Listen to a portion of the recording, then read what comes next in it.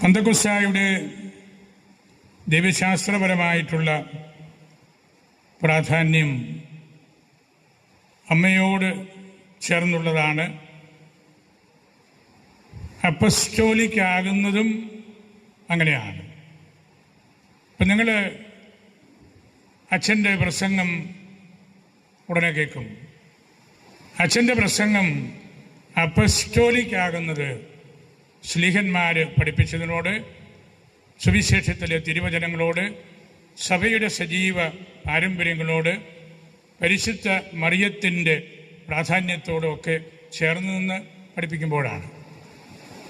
Apostolic teaching അതാണ്. അമ്മയോടൊത്ത് ശ്ലീഹന്മാർ എന്താണ് ചെയ്തത്? ഈശോ പറഞ്ഞ കാര്യങ്ങൾ, എഴുതപ്പെട്ടതും പറയപ്പെട്ടതുമായ ആ കാര്യം ലോകത്തിൻ്റെ അതിർത്തി വരെ കൊണ്ടു കൊടുക്കുകയാണ്. അതാണ് അപ്പസ്റ്റോലിക് ടീച്ചിങ്.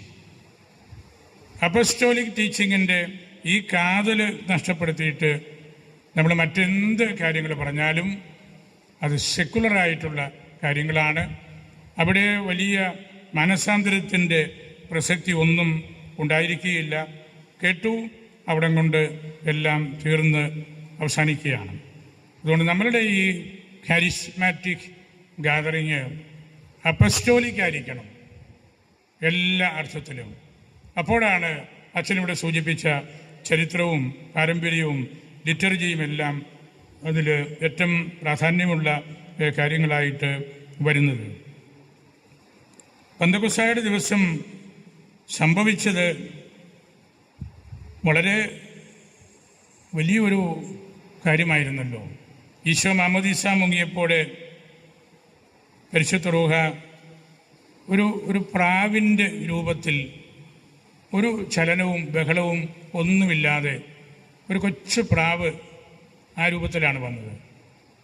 മലങ്കര സഭയുടെ പിതാക്കന്മാരെല്ലാം ആ ചിത്രമാണ് അവരുടെ കുർബാന കുപ്പായത്തിൻ്റെ പുറത്ത് ഉപയോഗിക്കുന്നത്. പ്രാവിൻ്റെ ആ ചിത്രം നമ്മൾ മാർസ്ലീവ ഉപയോഗിക്കുന്നത് പോലെ. ഈശോയുടെ മാമോദീസായിൽ ഇറങ്ങി വന്ന ആ റൂഹ ഇവിടെ വന്നപ്പോൾ, ഇവിടെ പല രാജ്യങ്ങളിൽ നിന്നുള്ള ആളുണ്ട്.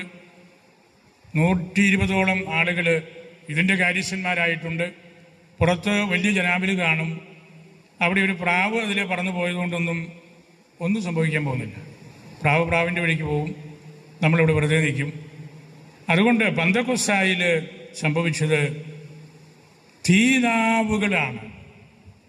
പിളർന്നിരിക്കുന്ന അഗ്നിജ്വാല, തീനാവുകൾ, അതിൻ്റെ രൂപത്തിലാണ് ആത്മാവ് വന്നത്. എല്ലാവരും പേടിച്ചു പോയി. ഒരിക്കലും അതിനു മുമ്പ് കണ്ടിട്ടില്ല. ആത്മാവ് പ്രാവാണെന്ന് ധരിച്ചിരുന്നവരെല്ലാം അപ്പോൾ മനസ്സിലായി ഇതത്ര എളുപ്പമല്ല എന്ന്. ആ കാറ്റ് കൊടുങ്കാറ്റായിരുന്നു, നീർക്കുഴിയായിരുന്നു, എല്ലാം ഇളക്കി മറിച്ചു. അതുകൊണ്ടാണ് പരിശുദ്ധ റൂഹായെ കാറ്റ്, വിൻഡ് എന്ന് വിളിക്കുന്നത്. ജീവൻ നൽകുന്നത് ഈ ആത്മാവാണ്. നമ്മുടെയും പൂർവികരൊക്കെ പറഞ്ഞുകൊണ്ടിരുന്നത് ഒരാൾ മരിക്കുമ്പോൾ കാറ്റുപോയി എന്നാണല്ലോ. വളരെ ശരിയാണത്. ദൈവശാസ്ത്രപരമായിട്ട് വളരെ ശരിയാണ്. കാറ്റുപോയി, ആത്മാവ് പോയി, ചൈതന്യം പോയി. നമുക്ക് പിടിച്ചു നിൽക്കാൻ പറ്റുന്നില്ല, എഴുന്നേറ്റ് നിൽക്കാൻ പറ്റുന്നില്ല. ആ അവസ്ഥയാണ് കാറ്റ് പോകുന്നത്. ഈ പിളർന്ന നാവുകൾ അനന്തമായ ശക്തി അവർക്ക് നൽകി. ലോകത്തിൻ്റെ അതിർത്തികൾ വരെ പോകാനും ഈ സുവിശേഷം പ്രസംഗിക്കാനും എല്ലാം. പത്രോസ് ആണല്ലോ പെന്തക്കോസ്തായിലെ കേന്ദ്ര സ്ഥാനത്ത് നിൽക്കുന്ന ആള്. പ്രഗത്ഭനാണ്. പക്ഷെ പലപ്പോഴും അദ്ദേഹത്തിന് പിടിച്ചു നിൽക്കാൻ സാധിച്ചില്ല. അദ്ദേഹം ഈശോയെ അറിയില്ല എന്ന് പോലും പറഞ്ഞു. എന്നാൽ നടപടി പുസ്തകത്തിൽ നമ്മൾ കാണുന്ന പത്രോസ് കരുത്തനായ ഒരാളാണ്. മറ്റു ശ്ലീഹന്മാരെ എല്ലാവരെയും കൂട്ടിച്ചേർത്ത് അവരുടെ ആ ഒരു പിൻബലത്തിൽ ധൈര്യമായിട്ട് അദ്ദേഹം എഴുന്നേറ്റ് നിന്ന് പ്രസംഗിക്കാൻ തുടങ്ങി. അദ്ദേഹത്തോട് ആരും ആവശ്യപ്പെട്ടതല്ല, എല്ലാവരെയും കൂട്ടിച്ചേർത്ത് അദ്ദേഹം പ്രസംഗിച്ചു. സുവിശേഷത്തിൽ നമ്മൾ കാണുന്ന ഒരു പരിധിവരെ ഭീരുവായ പത്രോസ് ഇവിടെ പാറ പോലെ കരുത്തുള്ള ആളായിട്ട് മാറുകയാണ്. പത്രോസ് വിട്ടുകൊടുത്തില്ല. നമ്മൾ സാധാരണ പ്രസംഗത്തിലൊക്കെ ഏറ്റവും പ്രിയപ്പെട്ടവരെ, അങ്ങനെ അല്ലെങ്കിൽ പോലും അങ്ങനെയൊക്കെ പറയാറുണ്ടല്ലോ, ഏറ്റവും പ്രിയപ്പെട്ടവരെ. പത്രോസ് അങ്ങനെയുള്ള നല്ല വാക്കുകളിലേക്കൊന്നും പോയില്ല.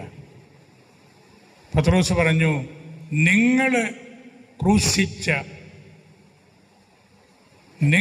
ക്രൂശിച്ച ഈശോയെ ദൈവം ഉയർത്തി രക്ഷകനായിട്ട്, നാഥനായിട്ട്.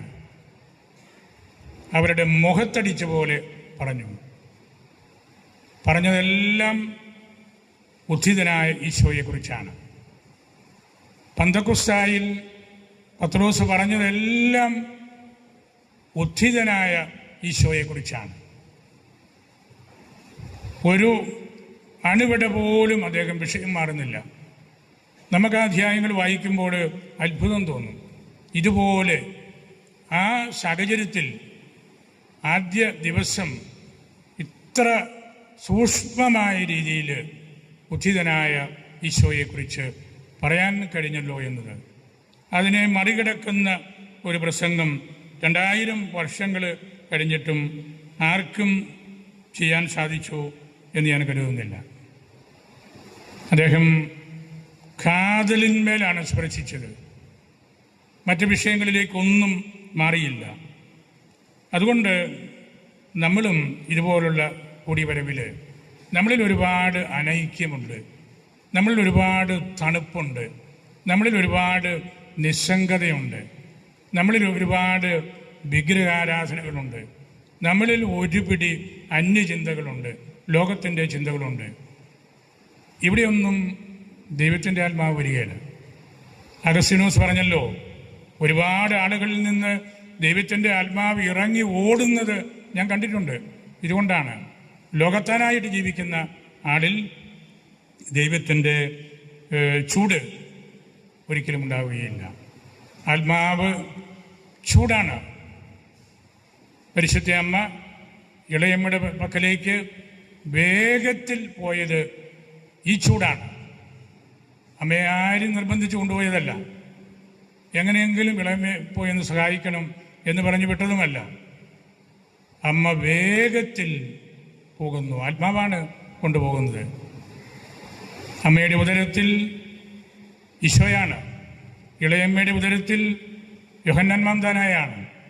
അവർ രണ്ടുപേരും തമ്മിലുള്ള ആ കണ്ടുമുട്ടൽ, അവരുടെ ഉദരസ്ഥ ശിശുക്കളോടൊത്തുള്ള ആ കണ്ടുമുട്ടൽ, അതാണ് യഥാർത്ഥ പന്തക്കുസ്ത എന്ന് പറയുന്ന നിരവധി സഭാപിതാക്കന്മാരും ദൈവശാസ്ത്രജ്ഞന്മാരുമുണ്ട്.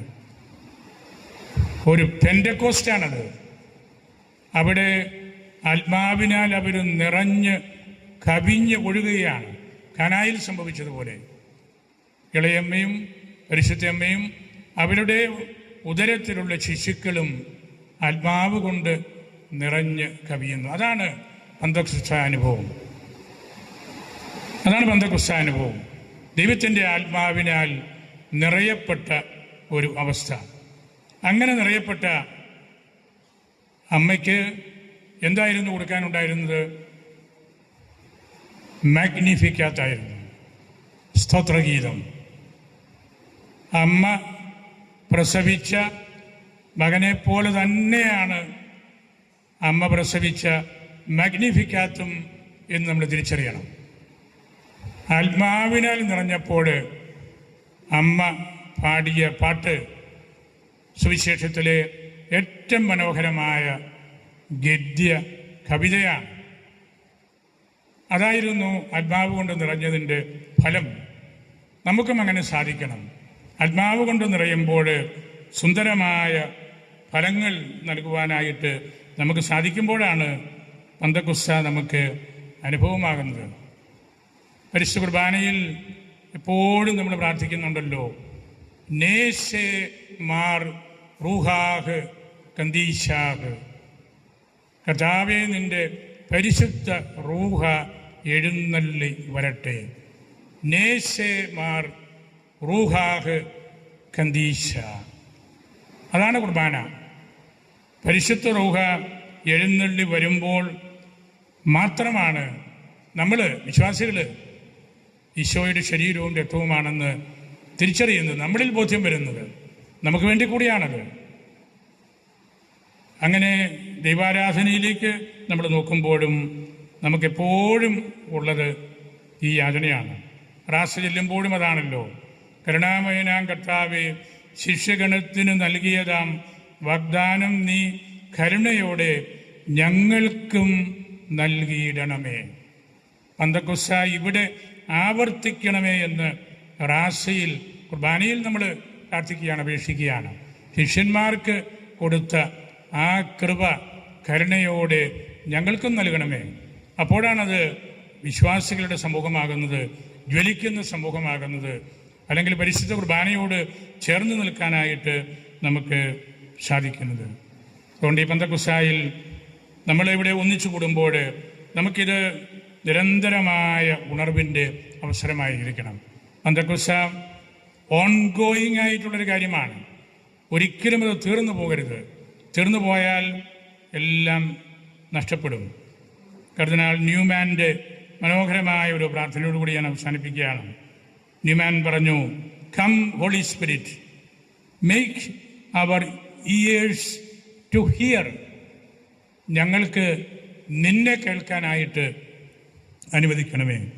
Make our eyes to see you. ഞങ്ങളുടെ കണ്ണുകൊണ്ട് നിന്നെ കാണാനായിട്ട് ഞങ്ങൾക്ക് കൃപ നൽകണമേ.